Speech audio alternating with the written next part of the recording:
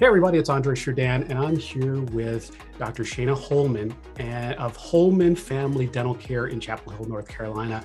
And she is a University of Maryland School of Dentistry, I always have to say that, grad. And I got to meet her in Jamaica back in 2018 when I was lecturing. And I got to hang out with she and her husband, Trevor, who's an unbelievable photographer. And they live in Chapel Hill with their three beautiful children. And I asked her to join me today because we got a chance to meet, got a chance to talk. And I found out later on that she only lived 45 minutes away from me. Literally, I mean, I probably pass her neighborhood on a regular basis for 10 years. And I didn't know her then, but we've got to be good friends. So thank you for joining me. It's good to see you. Yeah, thank you so much. Yeah. And we share a lot of things in common. And I mean, I know that she's got it's funny with COVID and everything, I've stayed in touch with people online and I got to follow what you're doing, and your practice is just blowing up. You're booming down there. Yeah, it's been crazy ever since we started. It's been Now, like when did drinking out you of a guys get fire started? hose. Oh, well, So it's the very end. Yeah, the very end of December 2017 is when we opened. So it's been a little over 4 years now. Wow. And you're three doctors, right? Yeah, so it's a scratch startup, and it's like 2 full-time doctors, 1 part-time. Wow. Yeah. And now we're doing a second expansion, and then I'll be able to have 3 full-time doctors. Yeah. So fire hose times 3. Yes. Plus the kids. Plus the kids. I'll tell you, I always envy people. I mean, I was a stay-at-home dad when my kids were little, and I think back to what it was like starting my business, because I started my business 30 something years ago when my oldest, he's 30 something now. And when I started, and literally I have some doctors I worked with back then, and they remember me bringing my infant into a meeting with them and put them on the floor. Here's I carry with my laptop and a playpen, and it was a whole lot back then. So I'm so glad you got a chance to do this, and we're going to go through these questions which I gave you ahead of time, and we'll learn some more about each other. How's that sound? Sounds great. Cool. So question 1 is, think about a fork in the road that you took, and compare yourself to that fork, the person you are now after getting to that fork in the road, and tell us about the fork. Yes, I think the situation that comes to mind, I guess it's not the most straightforward situation, but when I was in dental school for 8 years or 7 years, because I did a DDS and PhD, so it's a really long road. And I made the decision to move from Chapel Hill to Maryland to go to dental school, even though I'd gotten into UNC Chapel Hill, which was down the street. That was in-state tuition. But my family was going through a really hard time at the time when I was in college and undergrad. And I was pulled away from school a lot to help my family deal with a lot of stress going on. So I decided for dental school, I had to create a little distance. So I went up to Maryland for dental school, and with my now husband, he went along with me, and we got married after a couple years. And then we had our 2 kids up there too over the course of 8 years. So 7 years of school and then 1 year of residency up there. And we loved Maryland. We loved being away. It was really exciting being in a city. When he is born and raised in Chapel Hill, so he had never had that experience. I grew up outside of Philadelphia, so I loved getting back up more north. And we were really active in our community. We had a really great network of friends, other young married couples are having, children.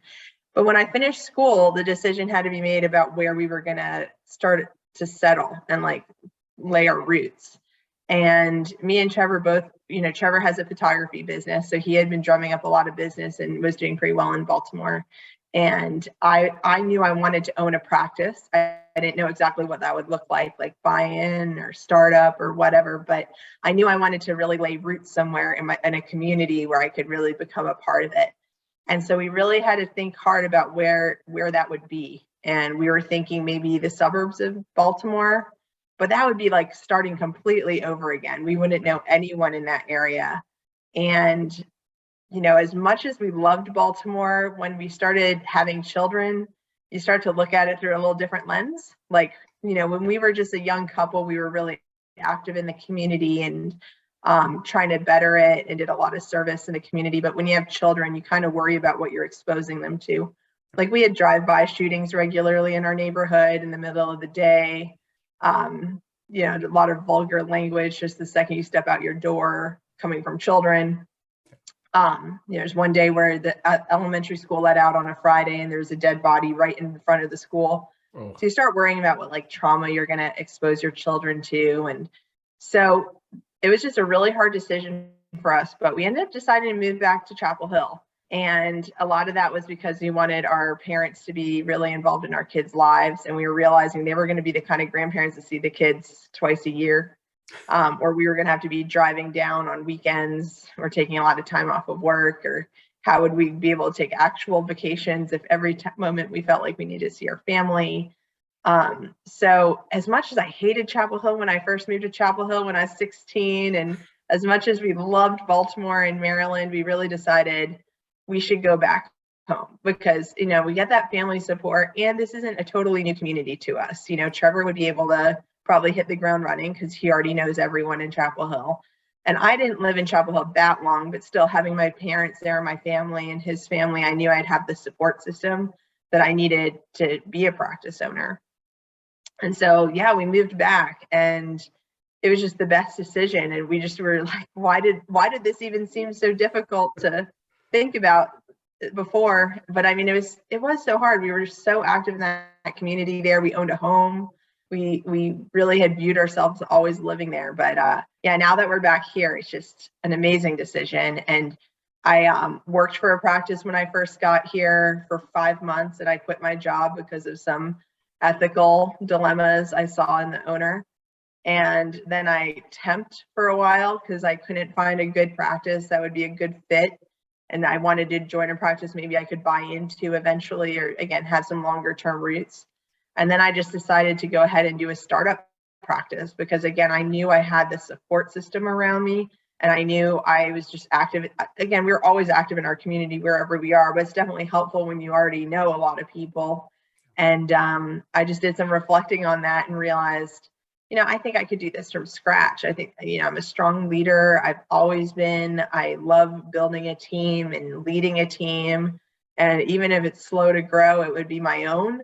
And, I recognize the fact that I don't think I could have done that in Maryland. I don't think I would have had that confidence, to make that kind of move by any means. And so, everything just kind of fell into place here. And now my parents take the kids for sleepovers probably once a week at least. It's either my parents or Trevor's parents. And, and my practice has grown so much. And I have my high school math teacher as a patient. I have one of the deans from Duke is one of my patients. Like a lot of the people I've known that have known me for my entire, life, it feels like people that have really seen me go through high school, college, dental school, become a parent and a practice owner, and they're still supporting me enough to actually be a patient is pretty cool, and I don't know, none of this would have happened if we didn't make that decision. And it was hard at the time. And you truly built a family practice. Yeah, it's exactly kind of practice I wanted. I don't want to have multiple locations and take over the state. I don't want to do any of that, but I want to have a solid practice that even if something happened to me, that it would be solid enough to be open the next day and functioning. And I want people to know me in the community and feel comfortable reaching out to me. And, I wanted to have that kind of community impact. That's awesome. Well, so that made me think of a line, and I'm gonna save it for later. But I'm gonna ask you the question number 2 because this could roll into this. So, question number 2 is: give me a book that you've read that everybody should be reading, and maybe even reading over and over again. Yeah. So actually, I was pretty fortunate. My dad was also an entrepreneur. And he briefly even taught at the UNC Business School, a class in small business entrepreneurship. And he used to, in his home office, he just had tons of books. And so there are some books that always would catch my eye a little bit. And when I decided to start my own business, I was like, I need to read some of these like classic small business books. And so I grabbed off his shelf the E-Myth. And I forgot even who told me necessarily I need to read it, or if I just remember it, my dad saying that this was like a really, helpful book. I don't remember. but I read it, and I read this when I was under construction or had just signed my lease or sometime very early in the process of my practice. And it was so helpful. It just talks about having operations and operations manuals for every aspect of the practice, and how ideally the practice would be able to function without me, and the importance of delegating tasks, not trying to do it all yourself, and picturing into the future rather than the current state, kind of anticipating what roles you'll eventually need to fill. What roles am I going to wear right now because I'm just small, but then as I grow, what those spots are. And so I just feel like it really shaped my whole way of thinking. So once I opened, I was only open 3 days a week, but that extra day a week, I was delegating out parts of this operations manuals to my employees and saying, we need to get all the manuals. We need it for the front desk team, for the clinical team, for the dentist. If someone had to fill in for me or pick up where I left off, if I was on the side of the road, I got in a car wreck, I need someone to be able to open a document to tell them how to function as a dentist in my practice and uphold the same things I do. And, we just kind of chipped away at it over the first 6 months we were open, and chipped away. But it's really cool now that I'm in the place where I hire someone and I can just hand them the operations manual, and their manager can make a training plan around the operations manual and, what things are going to learn when. And it's just made everything so smooth, and being able to look ahead about how I want my practice to grow and where I want it to be eventually. I think having that vision really clear has made us scale the way we have, because that was already, the vision, about that. Well, it's so funny because, I go back to that book so often, and people ask me why. They laugh about the fact that I use a Bitmoji as sort of my icon, and everybody says, "Oh yeah, every time I see that icon, I think about you." And I think it's because of Michael Gerber's book, The E-Myth, that I have that, because I realize that if I disappear, my company can go on because nobody will know that I'm missing. It's just like the Colonel Sanders that we see on the, it doesn't matter. Colonel Sanders hasn't been around forever. That business still continues. And it's right. From that book. So that's a fantastic choice. Yeah, and I was a little worried about putting my name in the name of my practice. However, because I was so active in my community and there's so much name recognition at first, I felt like that would be really helpful for me to launch. But then now it's really interesting because most of our new patients are not requesting to see me. They're just saying, whichever doctor. Yeah. It's very untied. But I thought eventually I might run into an issue there and have to kind of rebrand eventually. But it has formed a brand around itself in a way that's not directly tied to me anymore, which is perfect. You're building McDonald's. Exactly. And our Google reviews, I tell my employees all the time, I'm like, our Google reviews never say wow, that was the best dentist ever. They say, wow, the front desk team was so amazing. They were so kind. The assistant was so helpful. The hygienist was so gentle. And the dentist was really thorough. They comment about every level of things, which again, just makes it easier to take any one person out and have it still be stable, which awesome. Is what I was aiming for all along. That's awesome. Well, good choice of books. So let's go on to question number 3, which is, give me one or two of your favorite quotes. Yeah. So, I was trying to think about this one and I couldn't think of, an actual quote exactly, but one of my friends was helping me deal with a difficult situation recently. And she told me, you know what, you have to protect your peace. And I've been repeating that line to myself a lot lately as it pertains to running a business, dealing with my family members. I have to say that the reason I moved away, those 2 family members that caused me that stress that made me want to leave are still kind of causing stress in the background here. And, it's still something I have to struggle with about keeping up boundaries and making sure I'm protecting my peace and taking care of myself and my children first and all the people that bring joy to my life, and not focusing on people that are only negative and, want to kind of draw you into their drama. Same with even, employees. Sometimes you just have an employee that you realize is causing you stress and, and you're just like, well, then why am I putting myself in the situation of dealing with this? And so I'm just trying to do better about recognizing those situations earlier on so that I have a better shot at actually protecting my peace. But that's the phrase that came That's to a good mind. safe word, like, almost like, you got to have a safe phrase, almost Yeah. like Seinfeld Serenity Now with Arthur Costanza. Yes. It's a great way of sort of getting everybody to go, okay, stop and let's regroup and let's move forward from there. I love that. I love that. Yeah, absolutely.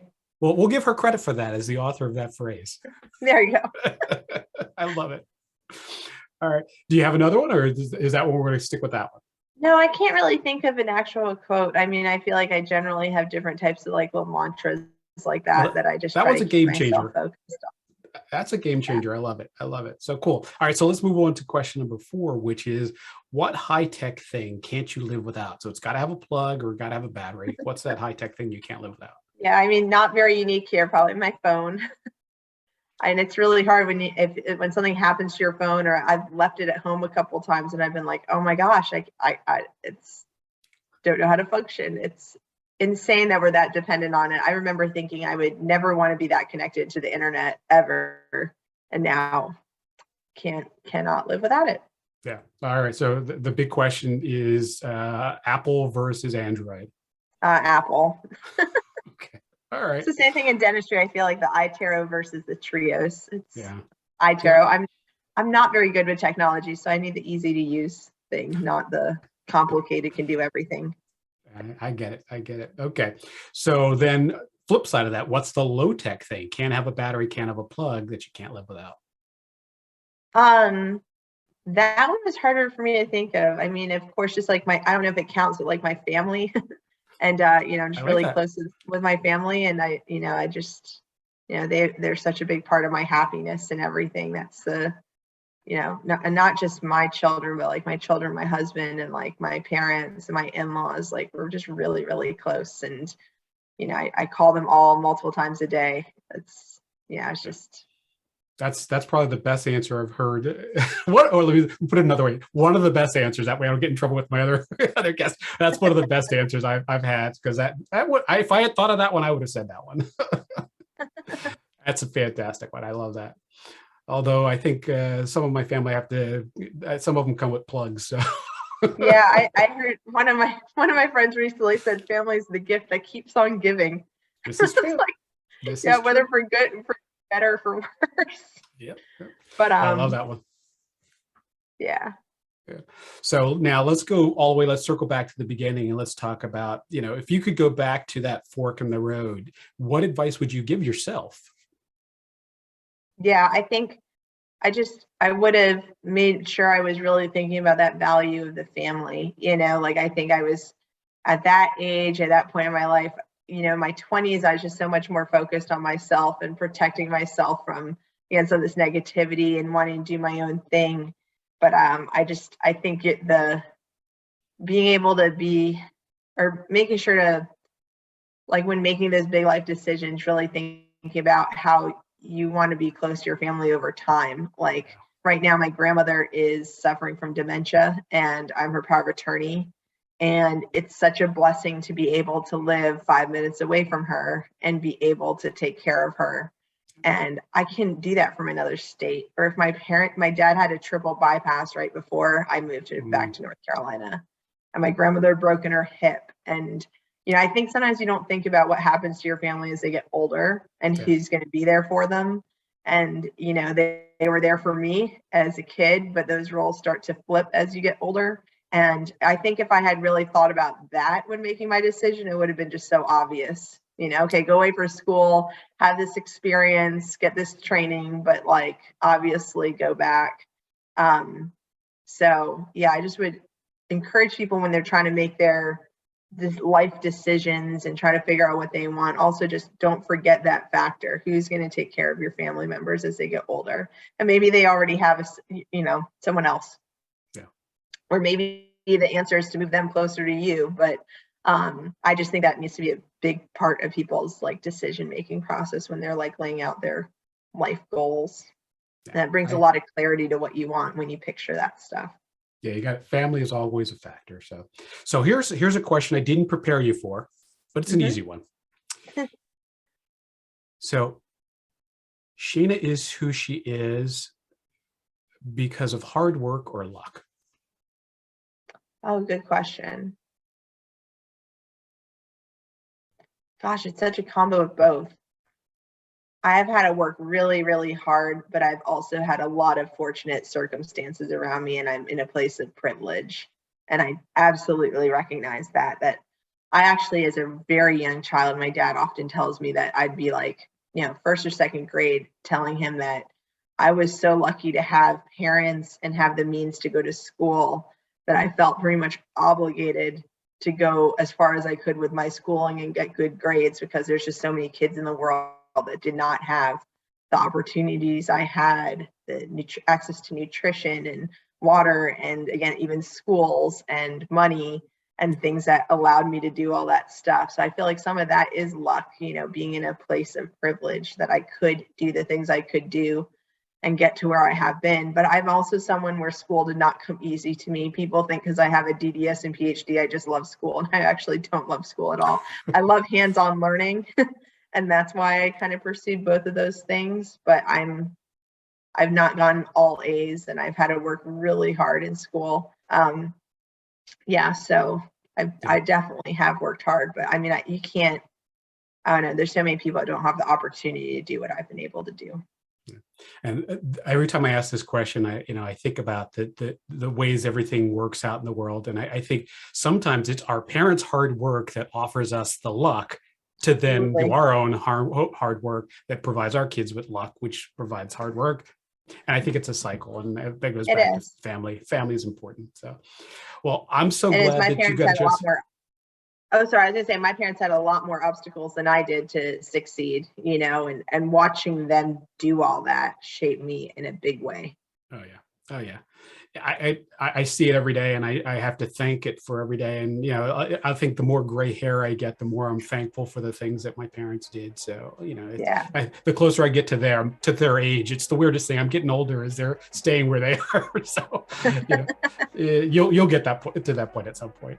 But I really appreciate you doing this because, we've stayed friends, cyber friends throughout all these years. And I really appreciate you doing this with me. You were one of the first people I thought about when I started doing this series. So thanks so much. Oh, appreciate it. Thank you so much for the opportunity. And tell Trevor, I wish he was closer, because I've been needing these headshots, and I just got to come to Chapel Hill and get it done. So anytime. All right.